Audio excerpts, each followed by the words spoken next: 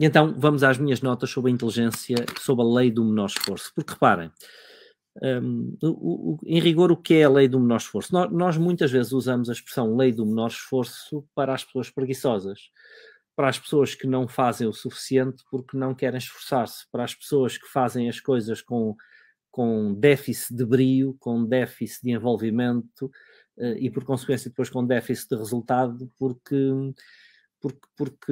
são alienadas, porque ou estão alienadas, ou porque não se preocupam com o resultado, porque não têm o tal brio, por uma questão de, eventualmente, até de menor integridade, integridade não na questão da honestidade, mas integridade no sentido de ser inteiro, não se darem às coisas.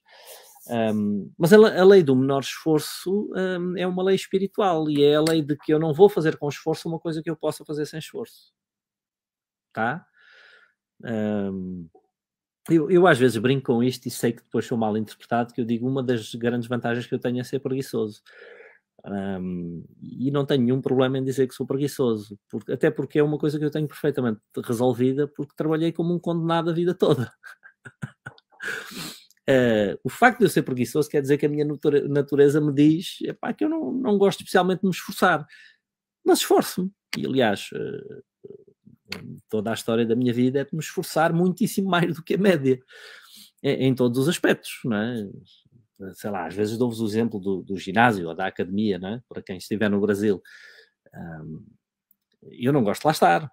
Eu sou preguiçoso porque eu não gosto de treinar, não gosto de estar ali a esforçar-me, não gosto. Agora vou todos os dias.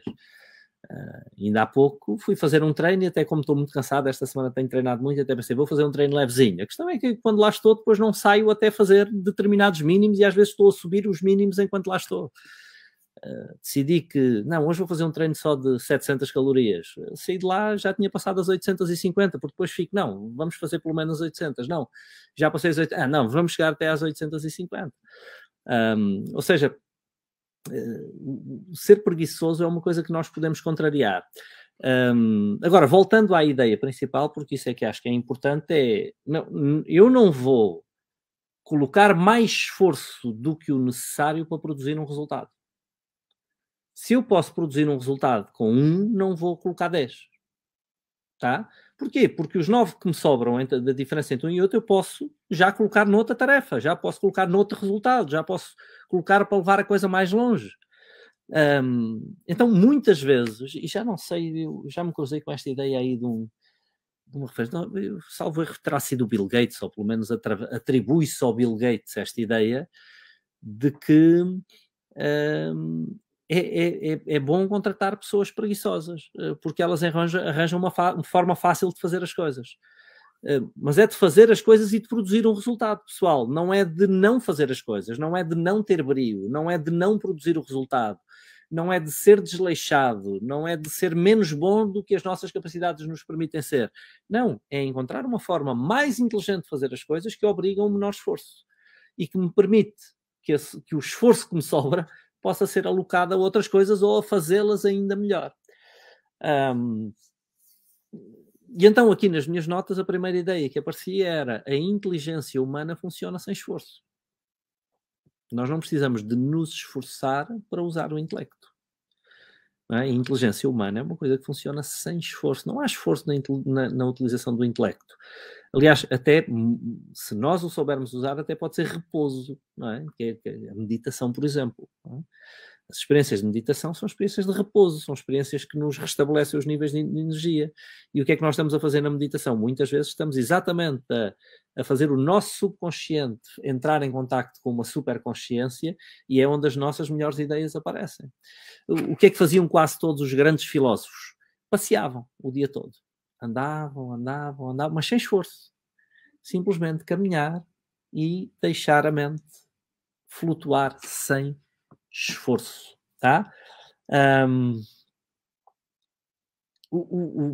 A própria alegria, o próprio gozo, a própria felicidade são coisas que aparecem sem esforço. Não é? Tudo o que é obtido em esforço é obtido em sofrimento e com sofrimento. Dar-vos alguns exemplos de coisas que funcionam na natureza sem esforço, não é? Os peixes não se esforçam para nadar. Não param nunca. Ou seja, nós vemos os peixes a nadar constantemente, nunca param de nadar, mas nadam sem esforço. Não há esforço. Nós não vemos um peixe a descansar porque está cansado. As aves voam sem esforço. Não é? Podem voar muitas vezes durante horas e horas e horas e horas e horas, praticamente sem esforço. Não é? Elas encontram uma forma de usar o vento e de usar o corpo e tudo sem esforço. As plantas não se esforçam para crescer. Não é? O crescimento das plantas, a viçosidade da natureza não implica esforço. O próprio planeta Terra não gasta energia, não se esforça para girar sobre si, para girar em torno do Sol. Não há consumo de energia nisso. São coisas que acontecem sem consumo de energia, sem esforço. E, portanto, todas as coisas importantes, todas as coisas mais relevantes, nós temos que aprender a atingi-las com o menor esforço possível. E por isso é que eu digo muitas vezes, e vamos trazer isto para as empresas, que nós tendemos, e esta é uma conclusão importantíssima, portanto, se houver uma nota para tomar deste direto, é esta que eu vou transmitir a seguir. Nós tendemos a associar os resultados da nossa empresa e o crescimento da nossa empresa a mais esforço. Nós ainda ontem discutíamos a ideia dos empresários que querem permanecer pequenos. E porquê é que eles querem permanecer pequenos? Exatamente porque eles associam a mais esforço o crescimento, a mais complexidade o crescimento, a mais problemas o crescimento.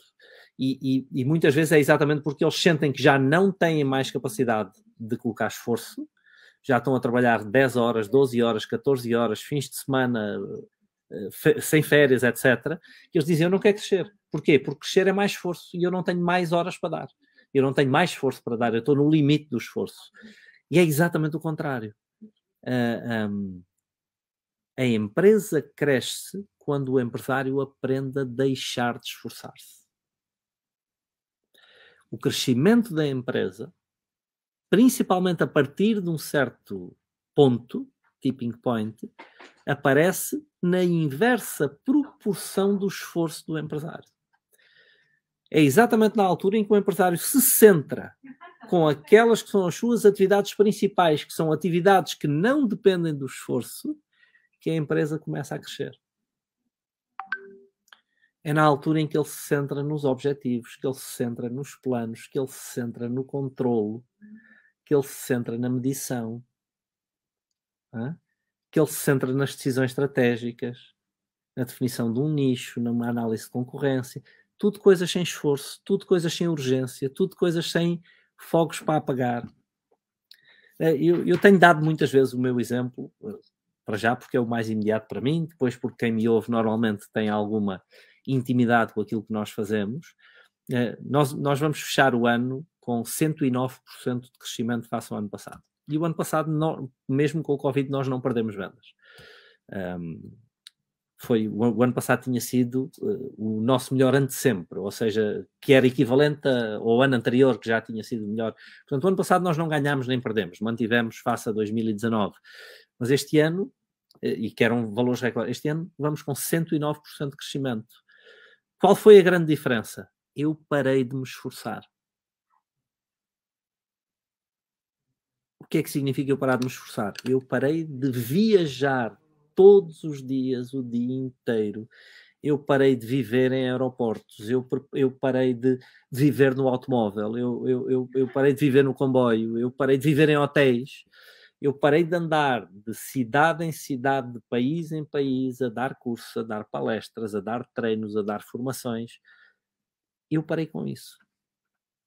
Então, como é que é a minha vida agora? É uma vida com muito menos esforço. Muito menos esforço. Eu hoje acordo, todos os dias vou fazer o meu treininho logo de manhã, chego à empresa, organizo o que tenho para organizar, faço o meu direto, vou almoçar, À tarde estou aqui essencialmente imerso em decisões, olhar para números, escrever no meu quadro, escrever nos meus cadernos, reunir com departamentos, obter feedback sobre aquilo que está a acontecer, tomar decisões, fazer escolhas.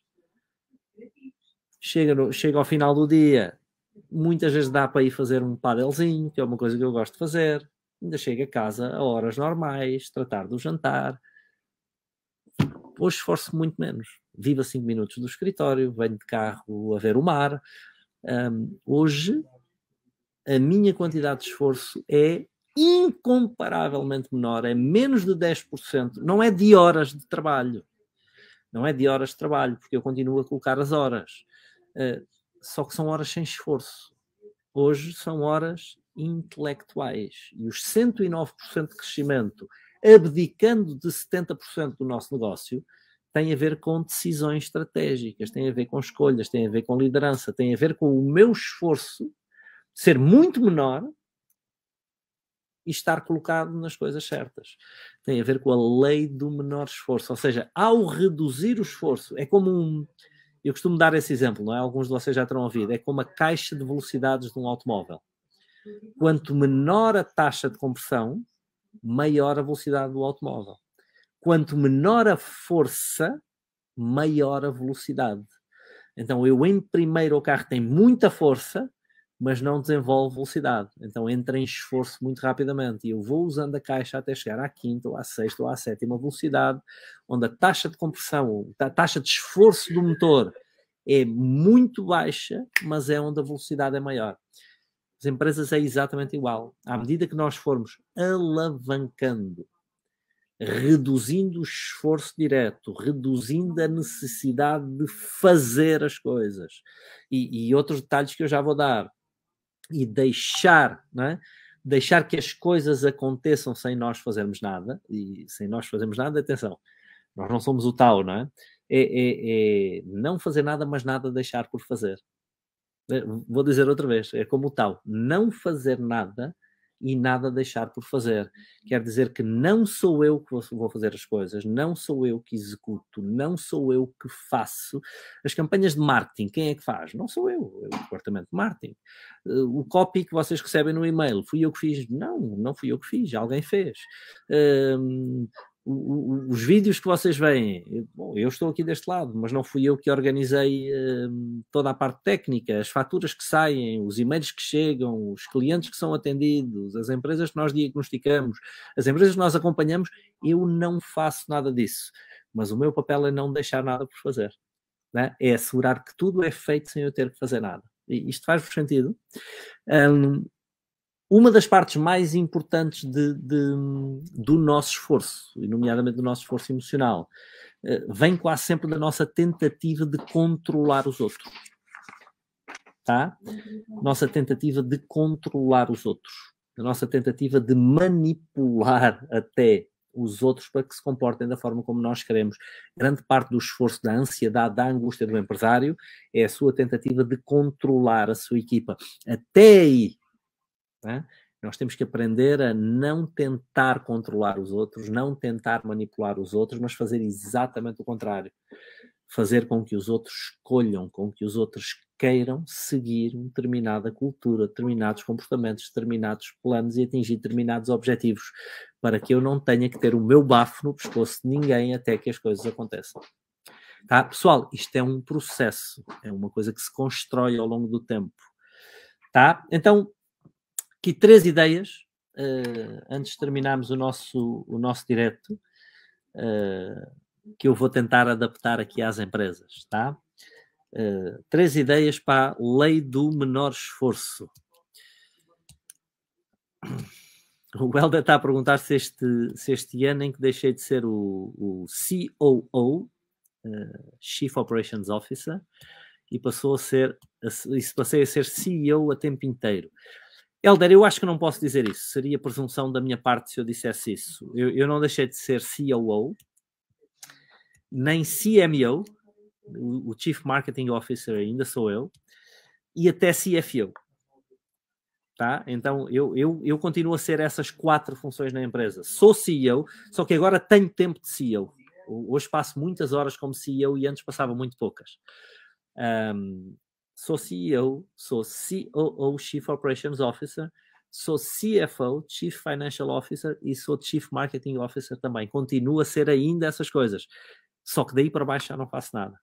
O problema é que eu antes também estava daí para baixo. Eu não era só o Chief Operations Officer. Eu era o fulano que estava lá no palco. Eu era o fulano que estava com os clientes. Eu era o fulano que muitas vezes vendia. Tá? Então eu acabava por ensinar uma coisa, mas na prática eu nem sempre conseguia estar alinhado com aquilo que eu ensinava. O que eu ensinava está certo. A minha prática é que muitas vezes era incongruente. Já discutimos isso aqui várias vezes. Eu sei que é mais difícil falar, que é mais fácil falar sobre as coisas do que as fazer. Por isso é que eu dou palestras. Tá? Eu digo isso constantemente. Agora, foi a consciência de que este era o caminho que nos permitiu, em determinada altura, mudar. Temos o Nelson a perguntar se eu agora sou o CVO, Chief Visionary Officer. Não sei. O meu sonho é um dia ser só Chief Content Officer. Fazer conteúdos e estar cá um CEO, um CFO, um CMO e um COO. E eu já não fazer nada. E vamos, a gente chega lá. Tá? Vamos às 3 ideias que eu queria partilhar convosco. Primeira ideia é uma ideia de aceitação. Praticamente toda a nossa angústia como empresários vem da revolta que nós temos em relação às coisas que acontecem. Seja em relação àquilo que algum colaborador fez, em relação àquilo que algum cliente fez, em relação àquilo que algum fornecedor fez, em relação àquilo que algum legislador fez, ou seja, em relação a coisas que acontecem. Coisas que acontecem na empresa. Coisas que alguém fez, ou que aconteceram, ou aquilo que a economia fez, e nós muitas vezes ficamos revoltados com isto, revoltados com as atitudes do governo, revoltados com as atitudes do fisco, revoltados com atitudes da equipa, ou de membros da equipa, de fornecedores, de clientes, disto e daquilo, e é isto que nos traz angústia. Então, a primeira ideia da lei da menor esforço é a aceitação.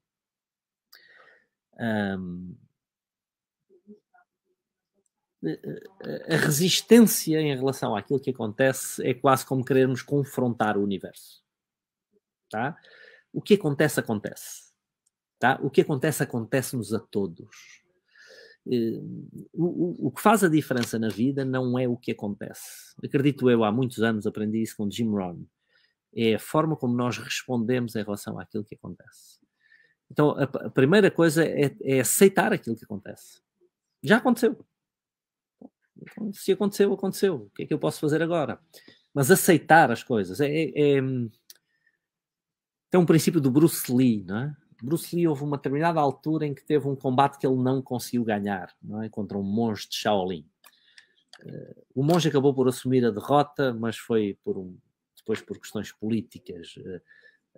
Mas o Bruce Lee tinha a noção que não tinha ganho aquele combate. Aliás, que houve uma altura em que o monge, se quisesse, podia até tê-lo morto, porque ele estava controlado. Então, e esta é a altura em que o Bruce Lee muda radicalmente a sua maneira de lutar. Ele entendeu que precisava de mudar a sua técnica, ele entendeu que precisava de mudar a sua filosofia, ele entendeu que precisava de evoluir. E, por incrível que pareça, se alguém souber a história, qual é a decisão que o Bruce Lee toma? Nós temos de ser como água. A arte marcial que eu vou criar, o meu estilo de luta a partir de agora, vai ser um estilo de luta não confrontativo, vai ser um estilo de luta, temos que ser como água. A água assume a forma de qualquer recipiente onde nós a colocarmos. A água adapta-se, a água molda-se, a água contorna, então seja como água. Não é? E aqui a ideia da aceitação é essa. Aceitem e moldem-se. Aceitem e moldem-se não significa que nós não tenhamos espinha dorsal, não significa que nós não tenhamos convicções, que não lutemos por aquilo que acreditamos, não significa nada disso. Significa que eu aceito aquilo que acontece e consigo relaxar em relação a isso e, de uma forma consciente, ponderar qual a melhor coisa a fazer dado aquele cenário. Mas não tentar contrariar o cenário. Aceitar o cenário. Tá? Segundo princípio, e este é aquele que eu mais vezes repito, é o princípio da responsabilidade. É assumir sempre a responsabilidade de aconteça aquilo que acontecer, nós encontrarmos uma resposta criativa. Encontrarmos a melhor solução possível para aquilo que aconteceu. Tá? Então, a responsabilidade é a habilidade de encontrar respostas. A responsabilidade é a habilidade de ajustar a vela quando o vento não sopra na direção que nós queremos. Essa é a responsabilidade. Não é o soprar do vento que determina o destino do barco. É o armar da vela, é o ajustar da vela. Tá? E a terceira ideia para hoje é, vamos chamar-lhe distanciamento. E o que é isto do distanciamento? É a renúncia à vontade de condicionar a vontade dos outros. A renúncia à vontade de convencer os outros. A renúncia à vontade de defender os nossos argumentos, de defender os nossos pontos de vista.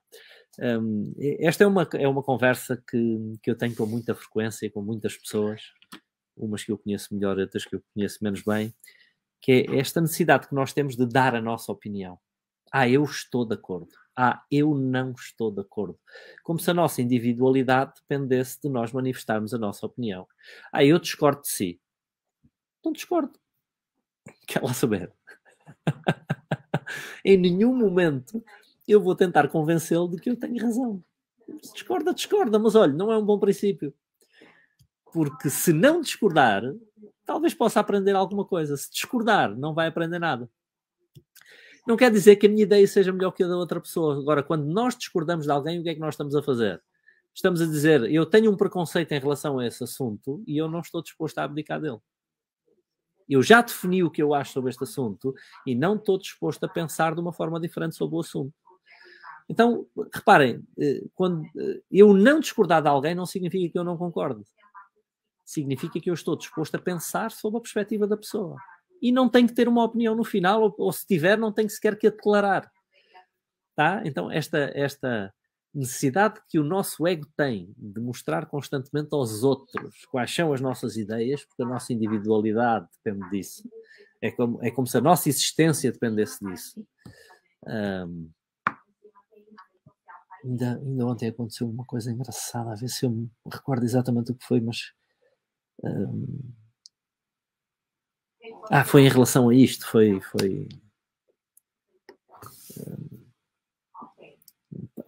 coisas pequenitas da vida, não, né? Mas eu inscrevi-me num jogo de pádel e houve uma pessoa que disse, se o nível for elevado, eu jogo. Aqui tem as classificações, nós chamamos 3+. Se for 3+, eu jogo. E eu até pensei, vai sair aqui algum craque, deixa ver se eu estou ao nível de jogar com este senhor. E depois chegamos ao jogo e o senhor era verdadeiramente fraco. Muito fraco menos. Não? Nem 3+, nem 3, nem 3 menos com boa vontade. E depois, quando estava a sair, comentei com a pessoa que organizou o jogo, nós devíamos ter aqui algum cuidado no nível dos jogos, porque há jogos que ficam muito aborrecidos quando as pessoas têm níveis muito diferentes. E eu não estava a queixar-me de que eu era melhor ou de que o outro era pior, não era isso. É que todos os jogadores gostam de jogar jogos do seu nível, ou de um nível ligeiramente acima para nós podermos progredir. E quando nós estamos a jogar jogos pouco exigentes, de níveis muito abaixo, o jogo muitas vezes torna-se aborrecido. E o meu comentário é simplesmente, nós devíamos ter aqui um grupo, os grupos um bocadinho mais organizados, para nós sabermos em que grupo é que estamos a entrar, que tipo de desafio nos vai trazer aquele jogo. E depois o fulano disse, então mas não disseste ao fulano e tal que ele afinal estava a exigir um jogo alto e que ele joga pouco? Mas porquê é que eu vou dizer isso ao senhor? Porquê é que eu vou dizer? Qual é a necessidade que eu tenho de ser desagradável com ele? Se eu posso sair dali com um amigo, porquê é que eu hei de sair dali com um inimigo? Porque o meu ego tem que lhe dizer que ele afinal não joga nada? Eu prefiro sair dali a sorrir, prefiro sair dali a encontrá-lo na rua e ser alguém com quem eu gosto de dizer olá, tudo bem, jogámos outro dia e tal. Prefiro, se calhar, se tiver que o encontrar e jogo com ele outra vez e não tenho problema nenhum e o ambiente é agradável, do que ter que dar uma alfinetada naquela pessoa só para lhe dizer você pediu um jogo difícil, agora tem um jogo e depois não joga nada, não está ao nível. Isso vale do quê? Isso vai fazer bem a quem? Quem é que vai ganhar alguma coisa com isso? E a resposta é ninguém. Não, é só deixar as pessoas indispostas umas com as outras. Qual é a necessidade que eu tenho de mostrar ao fulano que, eventualmente, ele pode estar desenquadrado. Não vou dizer sequer errado, mas desenquadrado. Então, muitas vezes é isto, é esta nossa necessidade de dizer às pessoas o que está certo ou o que está errado, como se nós soubéssemos o que está certo ou está errado, de tentar controlar a opinião dos outros de acordo com a nossa, é de facto qualquer coisa que não nos ajuda muito. E gasta energia. Acima de tudo é isto. Não é a lei do menor esforço. Qual é a lei do menor esforço? Se não é necessário dizer, é necessário não dizer. John Kennedy dizia que o pai dele lhe ensinou isso. Eu gosto desta filosofia. Se não é necessário dizer, é necessário não dizer. Tá? Uma última reflexão. Nota PV do tal. Para terminarmos. Porquê é que todos os rios vêm andar ao mar?